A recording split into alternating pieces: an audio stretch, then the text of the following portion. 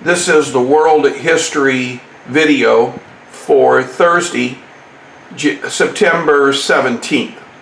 The last time we met, Caesar had defeated Pompey and Crassus, and Caesar was now the dictator of Rome.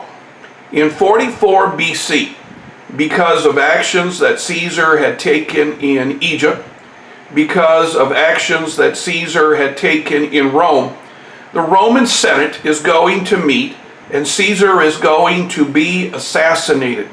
Now, a new triumvirate will begin. Mark Antony, who had been Caesar's right-hand man, Lepidus, who was probably the richest man now in Rome, and Octavian, who was a nephew of Caesar. Their task is to kill all of those people who had assassinated Caesar. Now, of course, what happens after they have killed all of those people? Well, there is a power struggle between Octavian and Antony. Now, Antony had gone to Egypt to consolidate his power with Cleopatra. Antony and Cleopatra had designed a fighting force that would fight off Octavian. Now, this fight is going to take place in Actium, which is off the coast of Greece. Octavian is going to win the battle. Mark Antony is going to be killed back in Egypt. Cleopatra will die from being bit by a snake, an asp. Octavian will return to Rome, and he will be declared dictator, or Caesar, and God, Augusta. Caesar Augusta will be the title that all future emperors will be called by. Generally, this is the end of the Republic and the beginning of the empire. Now, here is Actium right here. It is off the coast of Greece. So, you have three battle sites that you will need to remember. There will be Zama in North Africa, Canea in southern Italy, and now Actium, which is located off the coast of Greece. Octavian's rise to power will begin the empire. Now, Octavian will rule until about 14 AD. If you have read the New Testament, you know that Mary and Joseph will go to Bethlehem because of an order from Caesar Augustus. Octavian, or Caesar Augustus, is well liked by the people. He's seen as a fair man. Now, Caesar Augustus is going to be very powerful, and the children of Caesar Augustus, or at least his offspring, will rule for the next 200 years. In Roman history, we refer to this as the Julio-Claudian reign. Now, none of the Julio-Claudian leaders that followed Octavian, or Caesar Augustus, was ever as good as him. Of course, we remember Nero, because Nero is one of the emperors. He is going to see the destruction of Rome by fire. Nero is going to blame it on the Christians. If you are a follower of the church, you know that Peter died during this time under the hands of Nero. Other Julio-Claudian emperors will follow Nero. They were never very good. Many of them were killed by their own guards. Others were forced to commit suicide.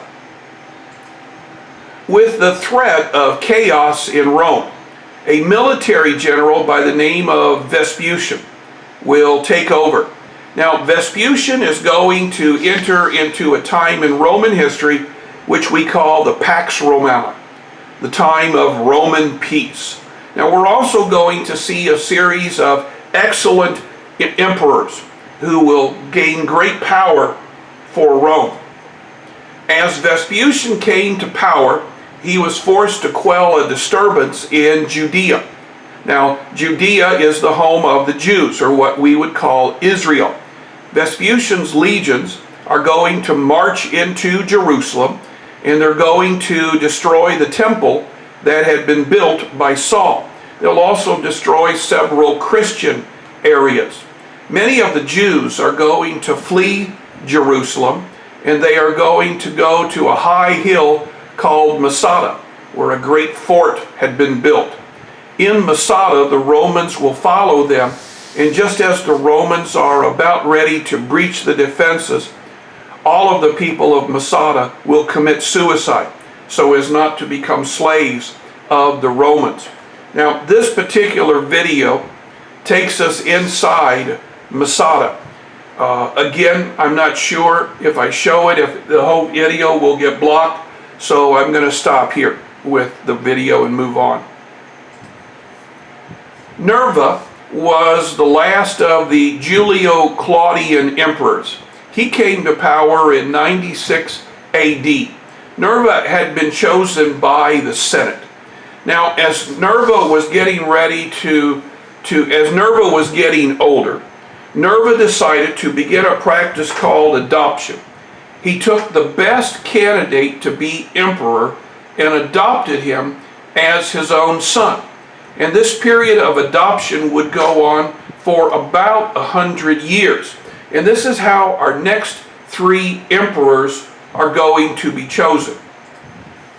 Trajan. Trajan is going to extend the Roman Empire into the Tigris and the Euphrates River. The old Persian Empire is going to fall to Trajan.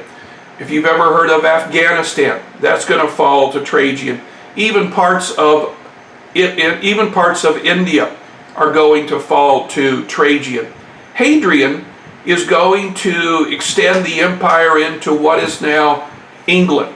Now, Trajan is concerned about the troublesome Scots. And so Trajan is going to build a wall to separate England from Scotland. This is part of the wall in the picture. This is what we call Hadrian's Wall. Hadrian will also go into Judea again and put down another Jewish uprising. The last of the adopted leaders was Marcus Aurelius. Now, Marcus Aurelius was the last great emperor chosen by the adoption principle. Marcus Aurelius is going to put down disturbances in Gaul. He's going to put down disturbances in the Germanic states, what we today call Germany. Now, Marcus Aurelius is going to be succeeded by Commodius. Now, Commodius was his own child, and Marcus Aurelius thought that Commodius was up to taking over. Unfortunately for Rome, Commodius was not. Rome began to disintegrate. In a series of emperors later, Rome will be overridden by various Germanic tribes. Marcus Aurelius is the last of what we call the Pax Romana. The Germanic tribes were in a constant state of uprising. Now, the Roman army had been weakened greatly because fewer and fewer Flavians were left to join the army. The army was now composed of soldiers from the various provinces that made up Rome. And these soldiers are more loyal to the patricians and the money that they have than they are to the emperor himself. Like the Greeks, Romans were polytheistic. Romans had many gods. Now, the most important god to the Romans was Jupiter. Now, basically, all the Romans did was take Zeus and change his name to Jupiter. We're going to see other names. We're going to see Juno, Neptune, Minerva, Mars, etc. Most of the planets that orbit the sun are named after Roman gods. Now, the Senate stated that the 12 most important gods would dominate the prayers of the people. The Pax Romana had brought about peace. Roads united the empire. There had been an orderly tax system to create. Great buildings such as the Colosseum and the Pantheon were built. Now, the Pantheon is probably the greatest structure still that remains from the Roman Empire. Rome was a city without equal. This next video talks about the Pantheon. Now, the Pantheon is still with us. Quite a few Roman buildings are still with us. You might want to begin to Google Roman architecture in modern day. For example, our state capitol has elements of Roman architecture in it, the dome. Now the columns are all Greek, but the domes are all Roman. The division based on wealth was evident in the Roman Empire. The wealthy had all the privileges. The poor had none. There was a sizable slave population found throughout the empire. Slaves had been taken to war. The nations that were defeated by the Romans were pressed into service. Women and children became slaves. For the most part, the slaves were mistreated. The slaves had no rights. The slaves were badly beaten by Roman citizens. Now, women in Roman society depended upon wealth, family, and who they were married to. Now, if you were a woman who was in the upper class or had married into great wealth, you had more freedom. But women were never considered citizens. The power the women had was always through their sons or their husbands. Wealthy Romans believed in education. Now, almost all education in Rome was done by tutors.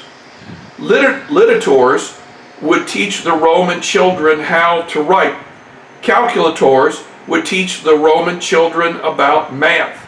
Now, education in most cases was carried out by the Greeks, and only the men were educated.